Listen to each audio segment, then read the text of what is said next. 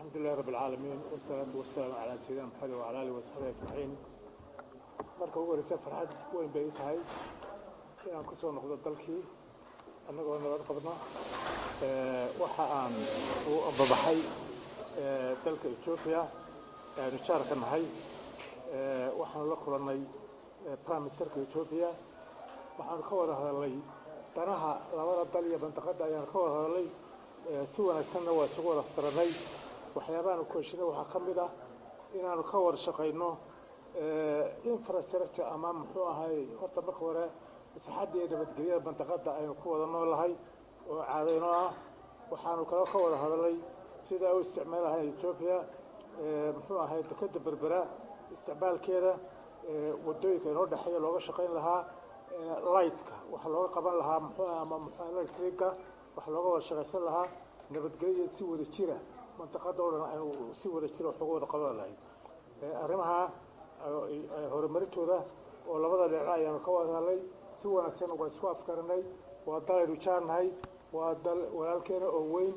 oo wax badan aynu wada qabsan karno weeye insha Allah ta'ala safkaradkaana waxaan raaci doonaa inaynu waxyaabaha aynu soo afkaranay aynu fulino taasi wax u tar weyn labada dal iyo labada dhanba u noqon karta insha Allah ta'ala aad iyo aad baa u mahadsantihiin warukaay هذا كي يوم بدأ بيصير هذا ممكن يكون حاجة أسهل من كده ويتصعب ما قاعد يقول شيء حسين واحد من الورقيس كشمال ناس تين والله جاي ما عنقول كل ما قالتش لا هنا مرة بس كده دش أرنتها وقت بان كان لي بكان كي إذا أرنتها بكان كمان هلي وقت كل مية حزب كبدا وهاي حزب كمية برح إنسان كبدا هاي كان حوالي القرن كان هو هاي وحي جهر شوقة إلى إسكسر شرحه بتشرا تفضل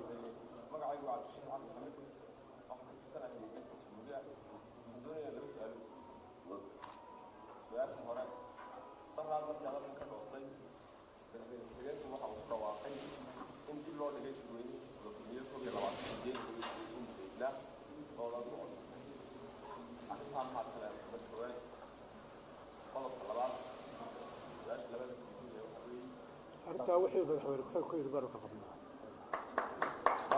سعادة